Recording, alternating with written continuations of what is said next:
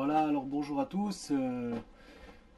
Trading TPO pour la communauté microstructure Market Profile et bientôt le site ecoforex.fr. En fait, j'ai discuté aujourd'hui là, c'est suite à avec le live différentes personnes sur ecoforex.fr. J'ai eu deux trois propositions et qui m'ont bien plu par rapport à un défi de pouvoir faire du trading, montrer mes capacités de faire du trading ainsi que différents défis à relever par rapport à présenter une émission. Voilà, alors je vais commencer tout de suite par un trade aujourd'hui où je suis après un étalonnage en fait de ma stratégie. Je l'ai expliqué plus en détail dans une autre vidéo. En fait, cette définition de, de stratégie, j'ai fait déjà quelques vidéos là-dessus. Maintenant, je ferai en sorte pour qu'elle soit disponible. Euh, Si ce n'est que actuellement, je vais faire quelques exercices sur le SP500 et j'ai à peine fini mon étalonnage et je pense que il faut maintenant passer en mode activité pour vraiment se donner des idées de ce que l'on peut atteindre avec le trading une fois qu'on a vraiment capté et fait le 50% de son travail en fait par rapport à des questions bien personnelles qui touchent chaque trader individuel en fait. C'est des questions personnelles par rapport à ce qu'on veut atteindre dans son activité, dont je vais faire une introspection suite à plusieurs émissions de ça avec un résumé du livre de Réussir en trading de Van Tarp, un trader américain qui a écrit ce livre, dont il a eu pas mal de succès à l'époque sur l'émission de Fabien Labrousse. Donc ils en avaient pas mal fait la promotion, il en avait parlé un peu, c'était d'ailleurs à cause de son émission que j'ai décidé de l'acheter et je suis actuellement en train de faire un résumé en vidéo pour tout nouveau débutant qui désire se lancer dans cette activité, les vraies questions à se poser pour sortir gagnant sur le long terme avec une stratégie de trading cohérente. Voilà, donc je vais passer aux chartes et je vous dis tout de suite que c'est encore de la simu, si ce n'est que pour moi la simu, je le compare vraiment à un daily risk comme si c'était mon capital investi en fait, donc j'y mets vraiment le cœur pour trader le marché avec une espérance de gain maximum en fait. Voilà, donc ici on voit, je sortirai le dôme tout à l'heure. Il n'est pas encore sorti. On voit que dans 3 minutes, en fait, on va avoir mon signal sur un short de l'SP500. Alors, je sais pas, ça. Ah, voilà. En fait, on va avoir un signal sur le short de l'SP500 et je m'apprête en fait à prendre quelques trades là-dessus. Je n'ai pas encore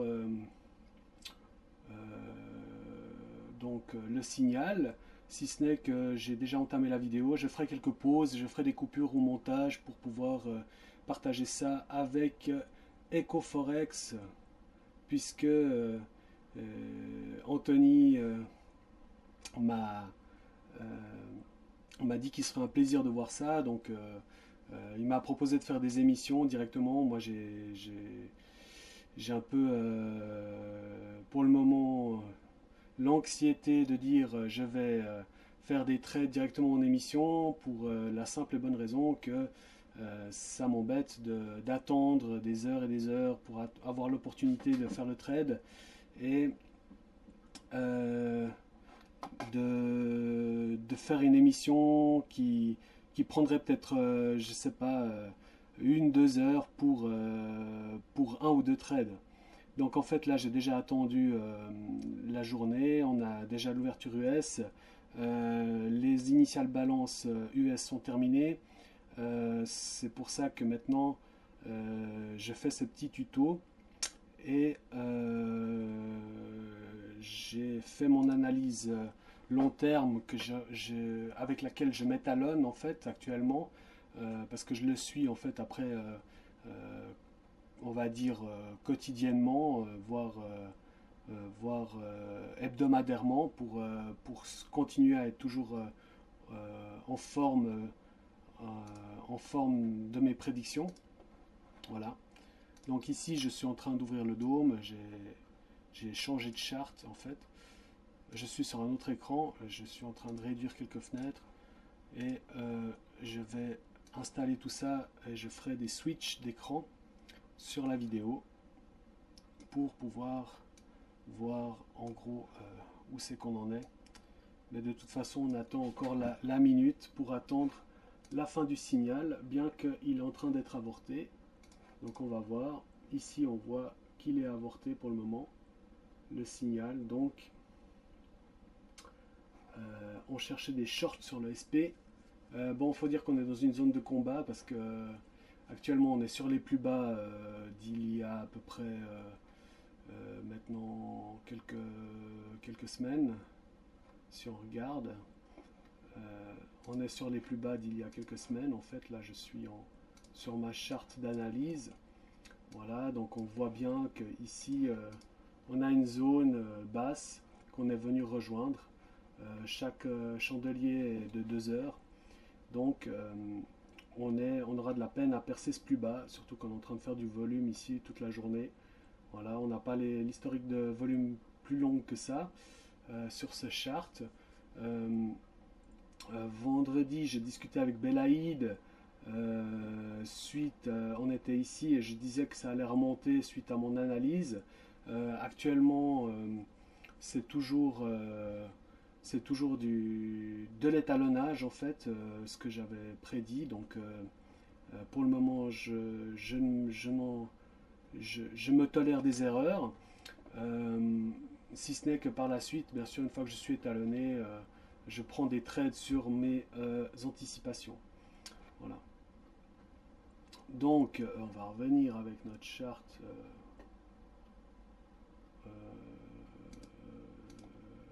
Voilà. On revient sur notre charte et on voit que, oui, alors, le signal est bel et bien là. Donc, nous allons commencer à analyser dans le plus court terme. Voilà, on va commencer à analyser dans le plus court terme pour trouver des trades short en fait sur le SP500. Voilà. Ok, alors nous revoilà sur la simu suite à mon paramétrage et mon étalonnage. En fait, je voulais faire une petite précision par rapport à ça, comme quoi pour moi en tout cas c'était très important de faire ça, car en fait j'ai un signal de vente comme je l'ai dit tout à l'heure qui se trouve ici à 16h30. Il a été signalé en fait à 17h, le signal de vente. Maintenant on voit que les prix ne bougent pas, mais avant en fait ce signal, on voit qu'on a un autre signal d'achat qui est à 17h à 15h30 en fait, est confirmé à 16h. Donc à 16h on a un signal d'achat ici et tout de suite après on a un signal de vente sur un chart de une demi-heure. Donc en fait c'est du long terme pour moi et j'ai deux signaux qui se contredisent en fait. Donc c'est pour ça que j'ai besoin d'avoir mon optique long terme sur le marché sur lequel je veux faire des trades en fait.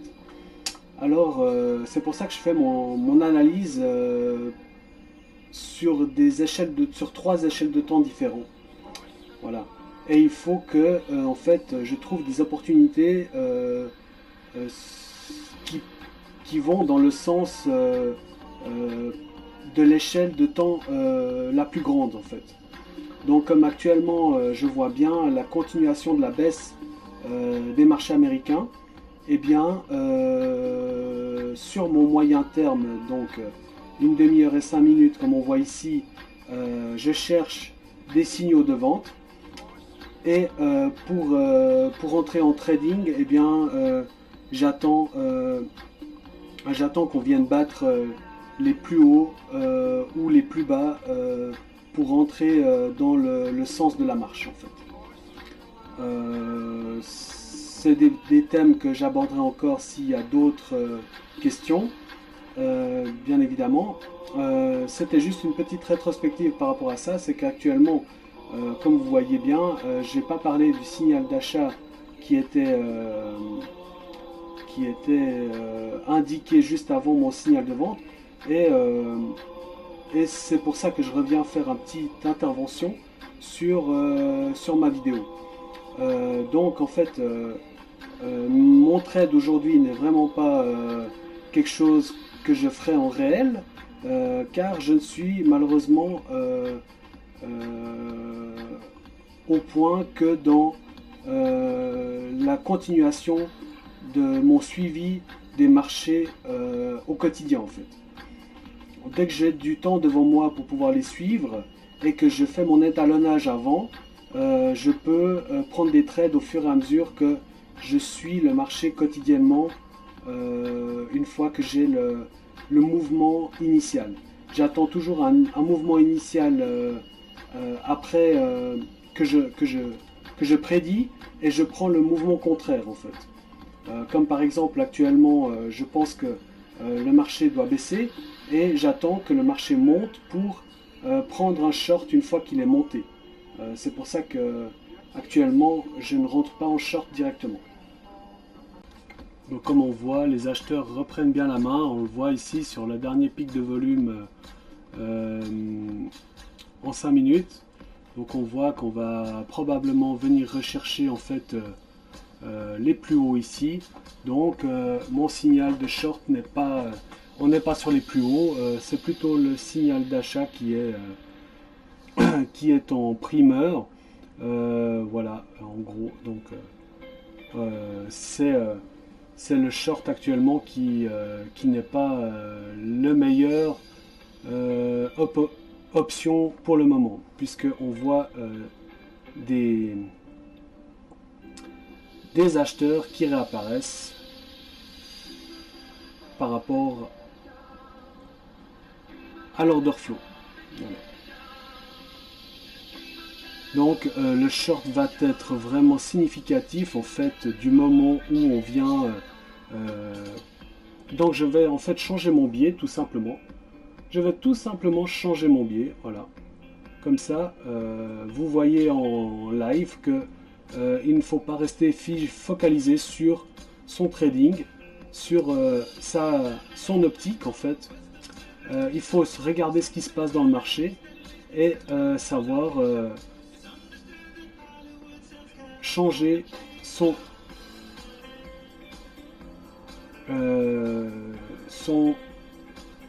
orientation de prix quoi. Voilà, donc on voit, je vais prendre un long en fait, je vais prendre un long, je vais changer de charte en fait. Voilà, donc je reviens sur ma décision de changer de biais par rapport à ce que j'ai vu dans l'order flow. Ici on est sur ma charte de prise de décision. Normalement j'en ai encore une d'ouverte mais là je ne l'ai pas, donc bon c'est le SP500, c'est ce que je montrerai sûrement dans les émissions parce que c'est un marché qui est beaucoup plus calme en fait que sur quoi je m'étais entraîné et je vais faire des trades plutôt calmes pour quand même avoir le temps de commenter si j'ai pas de commentateur avec moi. Eh bien, je prendrai le temps de commenter moi-même. ce que j'essaierai de peaufiner par la suite pour avoir un peu plus d'ambiance dans les émissions. On va faire des émissions ambiantes. Voilà. Ça peut être motivant. Donc là, on va attendre un pullback et l'idée est de ne pas descendre en dessous de ce point bas pour ne pas avorter, ou même en dessous de ce point bas, pardon, en dessous des 1890. Tant qu'on ne descend pas en dessous des 1890, eh bien, vous pouvez chercher, enfin, on va chercher des longs.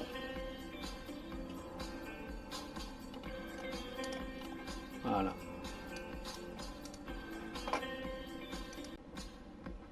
En fait, on va même juste attendre le Bollinger Band ici, puis on va prendre un trade, parce que là, on commence à avoir de belles divergences. Donc là, on va prendre un trade de un contrat. Voilà. Donc là, on n'a pas de divergence de delta. Enfin, si, on a une divergence de delta, mais on a des vendeurs qui apparaissent, donc c'est pas vraiment... c'est un peu pris à la hâte pour le moment. J'attends également des signaux sur mon Bidask Deep Bar en fait. Pour vraiment être sûr du trade à prendre en fait. On voit le POC qui s'est déplacé. Bon, on le voit pas sur cette charte, mais le POC s'est déplacé, on est tout près. Voilà.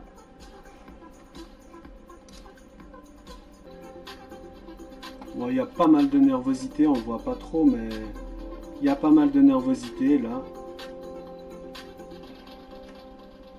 Sur le marché, c'est assez nerveux.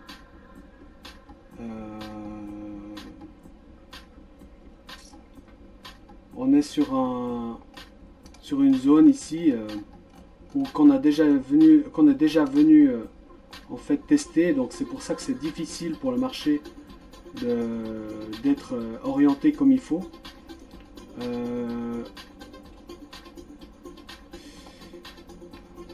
On n'a pas vraiment de signaux clairs, comme l'a dit ce matin dans l'analyse, c'est qu'il n'y a pas de dans le morning meeting, c'est qu'il n'y a pas de nouvelles.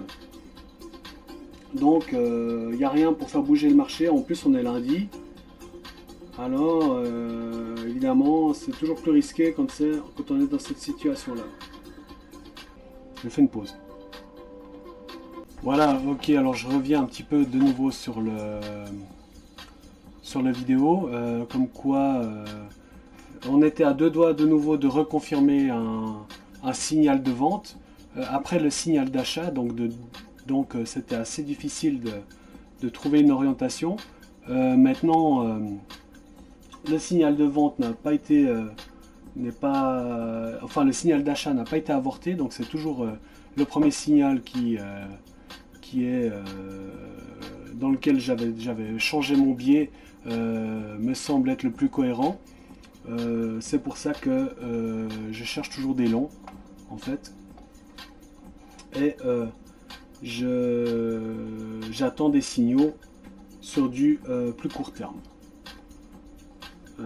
Maintenant, ça arrive bientôt, dans une demi-heure, ça sera midi.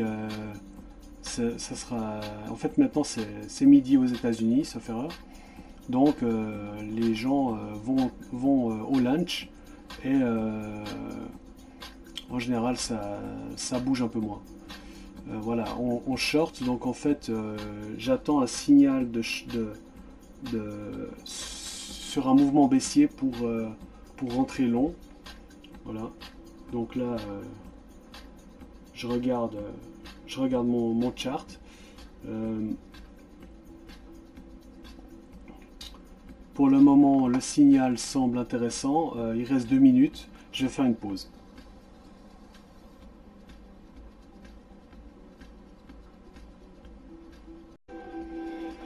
Voilà, donc 30 secondes avant que le signal d'achat sur 5 minutes soit confirmé. On voit que maintenant, ce n'est pas parce que j'ai un signal d'achat que je vais rentrer dans le marché. Je ne vais pas me précipiter, car on a plusieurs façons d'aborder la chose et la précipitation n'est jamais la meilleure. Si ce n'est que maintenant l'observation de chartes de 5 ticks reversal nous aide à rentrer à un moment opportun.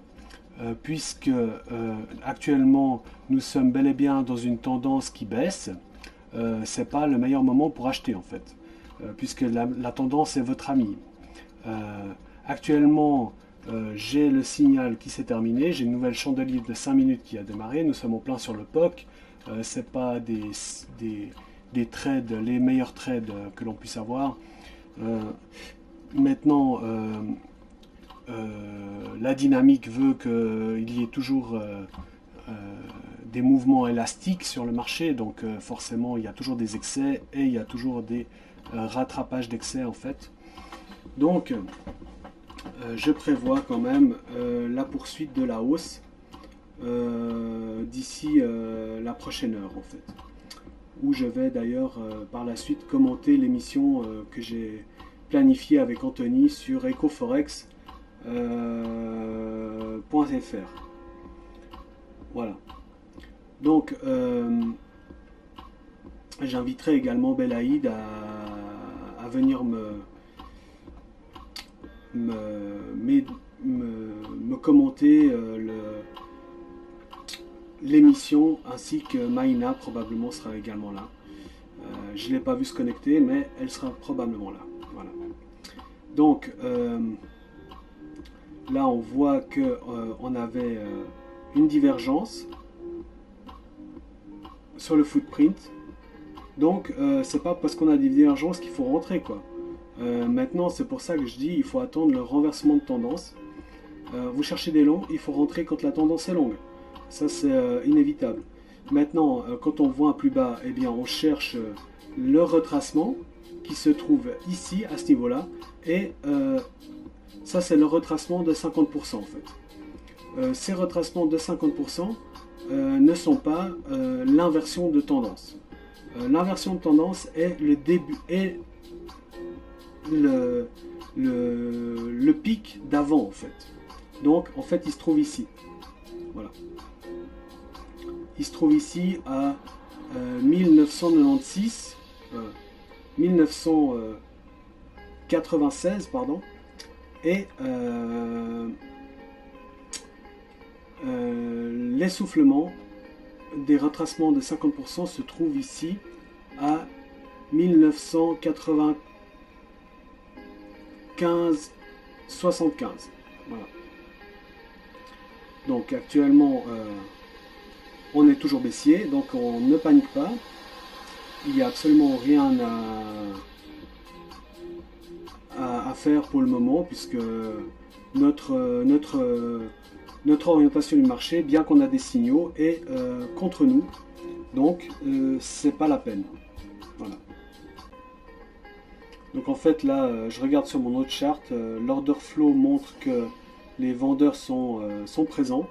Nous sommes près du POC, donc c'est évident que c'est pas évident dans ces zones là de faire des transactions en fait, parce que c'est là où il y a le plus de volume transigé, et forcément le prix il reste, c'est le point de contrôle, le prix il reste le plus souvent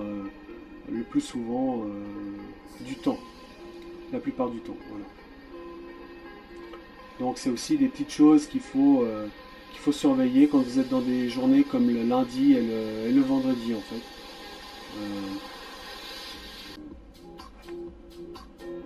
Je vais mettre sur pause pour attendre des signaux d'achat. Alors j'ai repris la vidéo, j'ai pas eu le temps de prendre le trade, si ce n'est que bel et bien on voit le changement d'orientation que j'ai eu était correct. J'ai pas eu de signal dans le court terme, en fait dans le moyen terme, en fait j'ai pas eu de signaux dans le moyen terme, je voulais dire, et j'étais pas je n'étais pas en fait je regarde actuellement parce que j'étais occupé à autre chose, donc j'ai pas pu prendre le trade,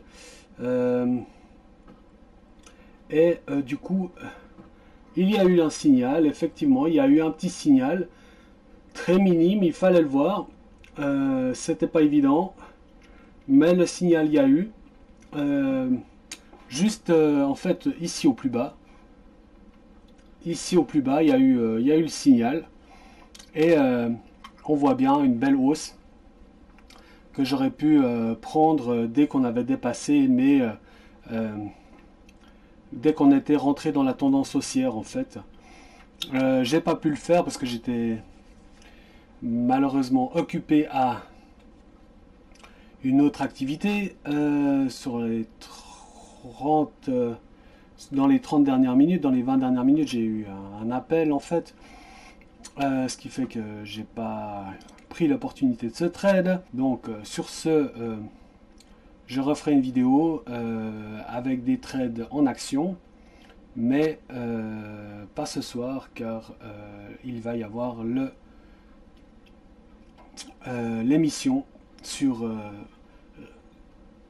réussir en trading en fait. Voilà, à plus.